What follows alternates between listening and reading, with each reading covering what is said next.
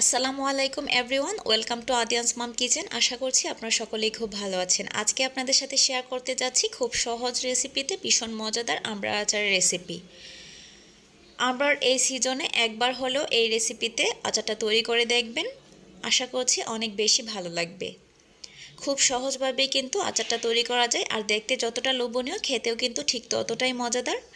চলুন রেসিপিটি দেখে নেওয়া যাক। আমড়ার আচার তৈরির জন্য প্রথমে এখানে একটি বাটিতে আমি 1 কেজি পরিমাণ আমড়া ভালো করে ছিলে ধুয়ে পরিষ্কার করে নিয়েছি। আর আমড়াটাকে আমি একটু ছুরির সাহায্যে চিড়ে দিয়েছি, যাতে করে ভিতরেও সুন্দরভাবে মশলা এবং ঢুকতে পারে এবং আচারটা ভালো করে সিদ্ধ হতে পারে। এখন তৈরি করার প্রসেসে চলে এসেছি। এখানে চুলায় একটি প্যান বসিয়ে এর মধ্যে দিয়ে দিয়েছি 1/2 কাপ পরিমাণ সরিষার তেল। সরিষার তেলটা দিয়ে তারপর এর মধ্যে এখন দিয়ে দিব আমি শুকনা মরিচ 4-5টা। আর এই শুকনো মরিচটা দেওয়ার কারণে আচারের মধ্যে অনেক সুন্দর একটা ফ্লেভার ছড়াবে। সেই সাথে এখন দিয়ে দিচ্ছি 1/4 কাপ পরিমাণ রসুন। আর রসুনটা এখানে আমি একটু থেতো করে দিয়েছি, এতে করে কিন্তু আচারের মধ্যে খুব সুন্দর একটা ফ্লেভার ছড়াবে। রসুনটা দেওয়ার সাথে সাথে কিন্তু সরিষার তেলের মধ্যে এরকম ফেনা তৈরি হয়ে যাবে। এটা দেখে ভয় পাওয়ার কিছু নেই, সরিষার তেলে রসুন দিলে এরকম একটু ফেনা হয়ে থাকে। এই পর্যায়ে অনবরত নেড়ে চেড়ে রসুনটাকে ভালো করে ভেজে নিতে হবে। নাড়া বন্ধ করলে কিন্তু নিচে থেকে রসুনটা পড়ে যেতে পারে। প্রয়োজনে কাঠি দিয়ে একটু তুলে চেক করে নেবেন যে রসুনটা হয়েছে কি না। আমি একটু নেড়ে চেড়ে রসুনটাকে ভেজে নিয়েছি। আর রসুনটা ভাজা হয়ে গেলে ফেনাটাও কিন্তু কিছুটা কমে যায়। তো যেহেতু আমার রসুনটা বাদামি কালার হয়ে গিয়েছে, এখন এর মধ্যে আমি কেটে রাখা আমড়াগুলো দিয়ে দিব। আমড়াগুলো দিয়ে আমি নেড়ে চেড়ে এখন 1-2 মিনিটের মতো ভেজে নিব। 1-2 মিনিট নেড়ে চেড়ে একটু মিশিয়ে ভেজে তারপর এর মধ্যে কিছু মশলা অ্যাড করে দিব। প্রথমেই আমি এখানে দিয়ে দিয়েছি 1/2 চা চামচ পরিমাণ হলুদের গুঁড়া, এতে করে আচারের মধ্যে খুব সুন্দর একটা কালার হবে। তারপর আমি এখানে দিয়ে দিব মরিচের গুঁড়া 1/2 চা চামচ। এই মরিচের গুঁড়াটাও এখানে দিয়েছি আমরার মধ্যে সুন্দর কালারের জন্য, আর সেই সাথে হালকা ঝালও হবে। আমি পরবর্তীতে আরও মরিচ অ্যাড করব। এগুলো একটু হালকা নাড়াচাড়া করে মিশিয়ে তারপর এর মধ্যে আমি অ্যাড করে দিব চিনি দিয়ে দিব এখানে আমি 1/3 কাপ পরিমাণ। তবে আপনারা চাইলে মিষ্টির পরিমাণটা একটু বাড়িয়েও দিতে পারেন। আমি টক মিষ্টি আচার তৈরি করব, তাই জন্য 1/3 কাপ পরিমাণ দিয়েছি, এটাই কিন্তু যথেষ্ট। চিনিটা দিয়ে একটু নেড়ে চেড়ে মিশিয়ে দিব। তার আগে দিয়ে দিচ্ছি লবণ 1/2 চা চামচ পরিমাণ। সব কিছু খুব ভালো করে এখন মিশিয়ে নিতে হবে। মিশিয়ে আমি চিনিটা একটু গলে যাওয়া পর্যন্ত অপেক্ষা করব। যখন চিনিটা কিছুটা গলে যাবে তারপর কিন্তু এটাকে আমি ঢাকনা দিয়ে ঢেকে রান্না করব। যেহেতু এখানে পানি ব্যবহার করছি না, তাই এই চিনির পানিটা দিয়েই আচারটা তৈরি করতে হবে। এই জন্য কিন্তু একটু সময় নিয়ে ধৈর্য ধরে আচারটা তৈরি করতে হবে। চুলার আঁচ কিন্তু কিছুতেই বাড়িয়ে রাখা যাবে না, তাহলে কিন্তু আচারটা পুড়ে যাবে আর সিদ্ধ হবে না।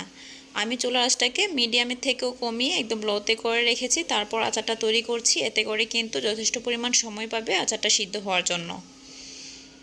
আর আচারটাকে টেস্টি করে তৈরি করার জন্য অবশ্যই কিন্তু চুলার আঁচটাকে কমিয়ে এই আচারটা তৈরি করতে হবে। এখন আমি ঢাকনা দিয়ে ঢেকে দিচ্ছি 5 মিনিটের জন্য। প্রথমে 5 মিনিট রান্না করব, 5 মিনিট পর আমি ঢাকনাটা তুলে নিব।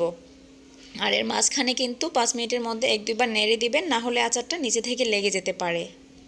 5 মিনিট পর ঢাকনাটা তুলে নিয়েছি। দেখুন অনেকটাই কিন্তু চিনিটা পানি ছেড়েছে, আর আমড়ার কাঁচা কালারগুলোরও অনেকটা চেঞ্জ হয়ে এসেছে। এই পর্যায়ে আমি আবারও একটু অনবরত নেড়েচেড়ে দিচ্ছি। নেড়েচেড়ে মিশিয়ে তারপর আমি আবারও এটাকে ঢাকনা দিয়ে ঢেকে রান্না করব।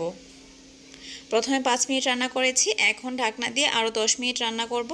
তো প্রায় 10 মিনিট ঢাকনা দিয়ে রান্না করার পর দেখুন কালারটা কিন্তু অনেকটা চেঞ্জ হয়ে গিয়েছে। আর 10 মিনিটের মাঝখানে কিন্তু আমি বেশ কয়েকবার আচারটাকে নেড়েচেড়ে দিয়েছি।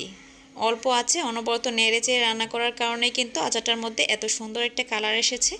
এখন এখানে আমি দিয়ে দিচ্ছি 5 ফোড়ন 2 চা চামচ পরিমাণ। সেই সাথে দিয়ে দিব এখানে শুকনা মরিচ তেলে আমি গুঁড়া করে রেখেছি, সেই গুঁড়াটা দিয়ে দিচ্ছি এখানে 1 চা চামচ পরিমাণ। সব কিছু দিয়ে ভালো করে নেড়েচেড়ে মিশিয়ে নিব। আর 5 ফোড়ন দেওয়ার পর আমি আরও 5 মিনিট আচারটাকে এভাবেই নেড়েচেড়ে রান্না করব। যেহেতু আচারটা রান্নার শেষের দিকে, এই পর্যায়ে কিন্তু নাড়াচাড়া বন্ধ করা যাবে না, তাহলে কিন্তু আবার আচার পোড়া লেগে যেতে পারে। এখন এভাবে করে অনবরত নেড়ে চেড়ে আচারটাকে আরেকটু রান্না করে তারপর আমি এর মধ্যে দিয়ে দিচ্ছি বিট লবণ। বিট লবণ দেওয়ার পর আর 1-2 মিনিট এই সব কিছু মিশিয়ে নেব, তারপর আমি আচারটা নামিয়ে নেব। আচারটা কিন্তু অলরেডি হয়ে গিয়েছে, দেখতে দেখুন সুন্দর একটা কালার এসেছে, আর খেতেও কিন্তু এই আচারটা ভীষণই মজাদার হয়েছিল। একবার হলেও রেসিপিটি বাসায় তৈরি করে দেখবেন, তাহলেই বুঝতে পারবেন কতটা মজাদার হয় এই আমড়ার আচার। আর যারা এই আচারটা দীর্ঘদিনের জন্য সংরক্ষণ করতে চান, যেমন 6 মাস বা 1 বছর বা তার বেশি, তারা এখানে 1/4 কাপ পরিমাণ ভিনেগার দিয়ে নেবেন, মানে যেটাকে সিরকা বলা হয়, তাহলেই কিন্তু আচারটা দীর্ঘদিন ভালো থাকবে। তবে আমি যেহেতু অল্প পরিমাণে আচার তৈরি করেছি, এটা কিন্তু চুলা থেকে নামানোর সাথে সাথে মাশাআল্লাহ এমনিই শেষ হয়ে যাবে, তার জন্য আমি আর আজকে সিরকা ব্যবহার করছি না। যদি 5-6 কেজি বা বেশি পরিমাণ তৈরি করি তখন কিন্তু সিরকা ব্যবহার করি। দেখেই বুঝতে পারছেন কতটা সুন্দর আর লোভনীয় হয়েছে, খেতে কিন্তু খুবই মজা ছিল। বাসার সবাই তো সাথে সাথেই খেয়ে নিয়েছে। আসলে এরকম মজাদার আচার তৈরি করলে আমার বাসায় যেহেতু সবাই অনেক বেশি পছন্দ করি আচারটা, সাথে সাথেই কিন্তু শেষ হয়ে যায়। আমরা শেষ হয়ে যাওয়ার আগেই কিন্তু অবশ্যই রেসিপিটা একবার হলো বাসায় তৈরি করে খেয়ে নেবেন, না হলে কিন্তু পরে এই রেসিপি দেখে জিভে জল আসবে আর আফসোস করতে হবে। আশা করছি বরাবর মতো আমার আজকের রেসিপিটি আপনাদের কাছে ভালো লেগেছে। যদি রেসিপিটি ভালো লেগে থাকে তাহলে প্লিজ ভিডিওটিতে একটি লাইক করে দিবেন, আর আমার চ্যানেলটিকে সাবস্ক্রাইব করে আমার চ্যানেলের পাশেই থাকবেন। আপনাদের একটা লাইক আমাকে নতুন ভিডিও তৈরি করতে অনেক বেশি উৎসাহিত করে, তাই প্লিজ এই কাজটি করবেন। রেসিপিটি শেষ পর্যন্ত দেখার জন্য অসংখ্য ধন্যবাদ। আজকে এই পর্যন্তই। আল্লাহ হাফেজ।